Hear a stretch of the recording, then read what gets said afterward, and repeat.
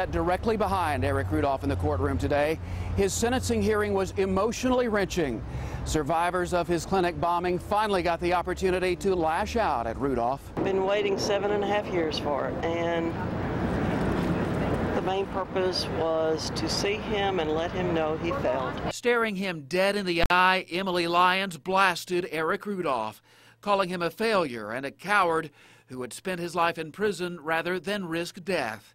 She told a smug Rudolph he might as well be dead because he'll never marry a woman he loves or father his own children. I overheard one of his defense attorneys lean over and tell Rudolph, "She's just trying to get you to go off." That wasn't the point of it. It was just statement of facts. I wanted to let him know what he had done to me, what he had done to my family. Diane Durzis looked the killer straight in the eye, too. She owns the New Woman All-Women Clinic where Rudolph detonated his bomb. Now, you chose to sit in the witness stand. Why was it so important for you to be there? I wanted to see his face. I wanted to look him in the eye.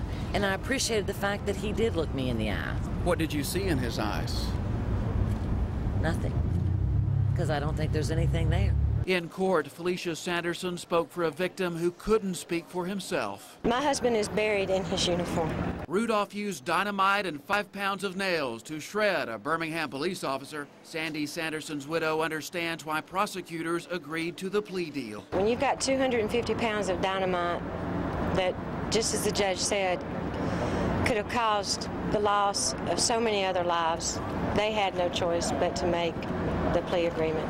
The deal spared Rudolph's life, even though he took her husband's. Look, I leave Eric Rudolph's final punishment in God's hands. And I looked him in the face in that courtroom. It's the one time I did. And I said that to him. And that's the only thing I said to him.